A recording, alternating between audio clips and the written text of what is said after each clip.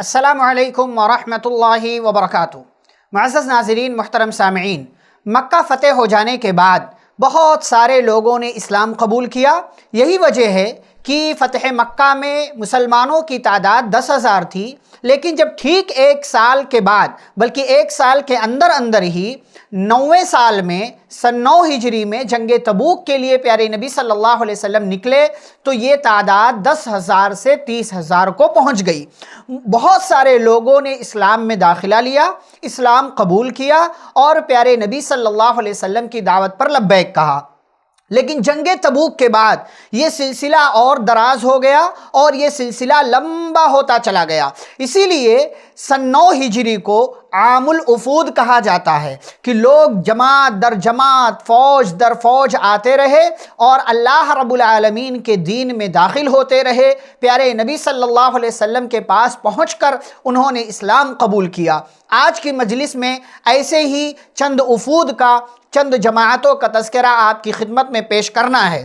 دیکھیں، مورخین نے، سیرت نگاروں نے لکھا ہے کہ 70 سے زائد وفود آئے، لیکن تمام وفود کی، تمام جماعتوں کے بارے میں آپ کو بتایا نہیں جا سکتا اور نہ ہی ان تمام وفود کی تفاصیل سیرت کی کتابوں میں صحیح طریقے سے موجود ہیں۔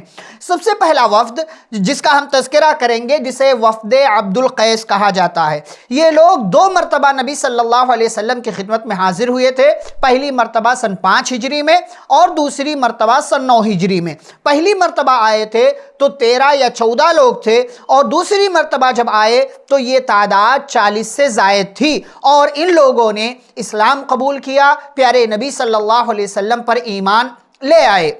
دوسرا وفد ہے جسے وفد دوس کہا جاتا ہے اور یہ وہ قبیلہ ہے جس کے لیڈر، جس کے ذمہ دار حضرت طفیل بن عمرو الدوسی رضی اللہ تعالی عنہ تھے، اور طفیل بن عمرو الدوسی رضی اللہ تعالی عنہ مکی دور میں ہی اسلام قبول کر چکے تھے اور اسی وقت سے لے کر کے یہ اپنی قوم کو اسلام کی دعوت دے رہے تھے، اسلام کی طرف بلا رہے تھے۔ بالآخر نتیجہ اچھا نکلا اور سن 7 ہجری کے شروع میں ان کے قبیلے کے 70 یا 80 گھرانوں نے اسلام قبول کر لیا اور ان تمام لوگوں نے آ کر کے پیارے نبی صلی اللہ علیہ وسلم سے ملاقات کی اور اس وقت جنگ خیبر ہو چکی تھی، خیبر کو فتح کیا جا چکا تھا۔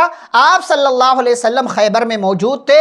طفیل بن عمرو الدوسی رضی اللہ تعالی عنہ وہیں آئے اور پیارے نبی صلی اللہ علیہ وسلم سے وہیں پر ملاقات کی۔ ایک اور شخص اسلام کے اندر مشہور شاعر داخل ہوتا ہے جسے کعب بن زہیر بن ابو سلمہ کے نام سے جانا جاتا ہے۔ مشہور شاعر تھا یہ۔ پیارے نبی صلی اللہ علیہ وسلم کی ہجو کرنا، برائی بیان کرنا، صحابہ کرام کو برا بھلا کہنا، یہ ان کا مشغلہ تھا۔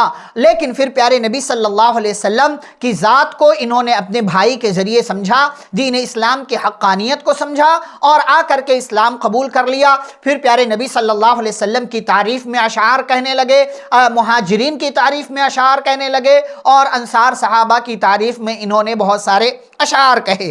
ایسے ہی وفد ثقیف کی آمد ہوئی اور ثقیف یہ جو ہے حنین اور طائف کا ایک علاقہ تھا، یہاں کے لوگ وفد کی شکل میں آئے اور پیارے نبی صلی اللہ علیہ وسلم سے ملاقات کی۔ اسے قبیلے کا سردار عروہ بن مسعود ثقفی، جن کا تذکرہ ہم صلح حدیبیہ کے موقع سے کر چکے ہیں، بہت بڑا کردار تھا اور اس موقع سے پیارے نبی صلی اللہ علیہ وسلم کی عظمت اور آپ صلی اللہ علیہ وسلم کی ذات کے حوالے سے انہوں نے مکہ والوں کے درمیان جا کر کے گواہی دی تھی۔ انہوں نے سب سے پہلے اسلام قبول کیا اور پھر اس کے بعد میں اپنے قبیلے کے درمیان گئے اور قبیلے کے لوگوں کے درمیان معزز تھے۔ قبیلے کے لوگ ان کی بات کو سنتے تھے، قبیلے کے لوگوں نے ان کی باتوں کو سنا اور ان تمام لوگوں نے اسلام قبول کر لیا۔ آپ صلی اللہ علیہ وسلم کے پاس یمن کے بادشاہوں، حاکموں اور ذمہ داروں کے خطوط آئے اور وہاں کے حاکموں اور ذمہ داروں نے اسلام قبول کیا۔ نجران کا وفد آپ صلی اللہ علیہ وسلم کی خدمت میں حاضر ہوا، جس میں 60 افراد تھے اور 24 اشراف میں سے تھے، یعنی سردار تھے اس میں 24، اور اسی طریقے سے ان لوگوں نے آ کر کے نبی صلی اللہ علیہ وسلم سے سوالات اور جوابات کیے۔ عیسائی تھے، چونکہ عیسیٰ علیہ السلام کے متعلق سوالات ہوئے، آپ صلی اللہ علیہ وسلم نے جواب دیا۔ تمام لوگ تو مسلمان نہیں ہوئے، لیکن 2 سردار، ایک سید اور عاقب، ان 2 لوگوں نے اسلام قبول کیا اور بھی کئی لوگ اسلام کے دائرے میں داخل ہوئے۔ ایسے ہی بنو حنیفہ کی آمد ہوئی، وفد بنو حنیفہ ایک قبیلہ تھا، اور اسی قبیلے کا ایک آدمی تھا مسیلمہ کذاب۔ یہ کل 17 لوگ پیارے نبی صلی اللہ علیہ وسلم کی خدمت میں حاضر ہوئے، اور مسیلمہ کذاب کے تعلق سے پہلے بھی ہم بات بیان کر چکے ہیں۔ اس بندے نے اسلام قبول نہیں کیا، بلکہ سب سے پہلے اس نے پیارے نبی صلی اللہ علیہ وسلم کو کہا کہ اپنی حکومت کا ایک ٹکڑا ہمیں بھی دے دو۔ آپ صلی اللہ علیہ وسلم نے جواب میں کہا تھا کہ اگر تم میرے ہاتھ میں موجود چھڑی کا ایک ٹکڑا بھی مانگو گے تو میں یہ ٹکڑا بھی تمہیں دینے کے لیے تیار نہیں ہوں۔ وہ بندہ کہتا تھا کہ میں اس وقت تک ایمان نہیں لاؤں گا جب تک کہ محمد مجھے اپنی زمین کا ایک ٹکڑا نہ دے دے۔ آپ صلی اللہ علیہ وسلم نے منع کیا، اور آپ صلی اللہ علیہ وسلم نے خواب میں دیکھا تھا، اور پھر آپ نے پیشن گوئی بھی کی تھی کہ بنو حنیفہ کے علاقے سے نبوت کا دعویٰ کرنے والا پیدا ہوگا، کذاب ہوگا، اور پیارے نبی صلی اللہ علیہ وسلم کی بات درست ہوئی۔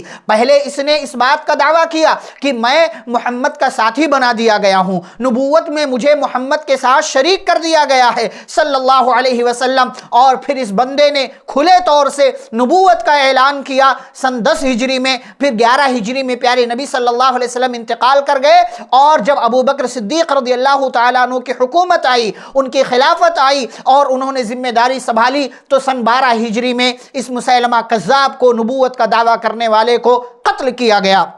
ایسے ہی ایک اور وفد آیا جسے وفد طے کہا جاتا ہے۔ کئی ایک لوگ آئے، اور اس قبیلے کے مشہور شہسوار، مشہور جو ہے گھڑ سواری کرنے والے زید الخیل رضی اللہ تعالی عنہ تھے، وہ تمام لوگ آئے، انہوں نے اسلام قبول کیا۔ آپ صلی اللہ علیہ وسلم نے زید الخیل کا نام تبدیل کر کے زید الخیر کر دیا، یعنی زید جو خیر والے ہیں، اور آپ صلی اللہ علیہ وسلم نے ان کی تعریف میں جملہ کہا کہ مجھے بہت سارے لوگوں کے بارے میں خوبیاں بتائی گئیں، میں نے ان کو دیکھا تو وہ خوبیاں ان میں موجود تھیں، لیکن زید کے بارے میں مجھے جو خوبیاں بتائی گئیں، جب میں نے زید سے ملاقات کیا تو ان خوبیوں سے کہیں زیادہ وہ اور خوبیوں والے تھے، یعنی میں نے ان کو اور اچھا پایا۔ تعریف کون کر رہے ہیں؟ محمد الرسول اللہ صلی اللہ علیہ وسلم زید الخیر کی، اور آپ صلی اللہ علیہ وسلم کے ہاتھ پر انہوں نے اسلام قبول کیا، اور ان کا اسلام بہترین رہا۔ اس طریقے سے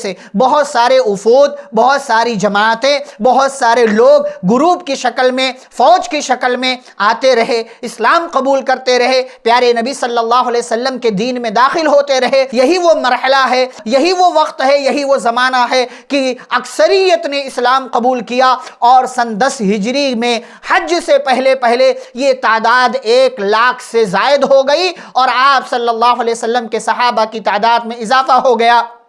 فتح مکہ کے بعد یہ سلسلہ اکثریت کے اعتبار سے عمومی طور سے شروع ہوا، اور جنگ تبوک کے بعد اس سلسلے میں اضافہ ہوتا چلا گیا۔ اس کے بعد کی کیا تفاصیل ہیں اور کیا چیزیں ہیں، انشاءاللہ ان کا تذکرہ ہم اگلی ملاقات میں آپ کے سامنے کریں گے۔ والسلام علیکم ورحمۃ اللہ وبرکاتہ۔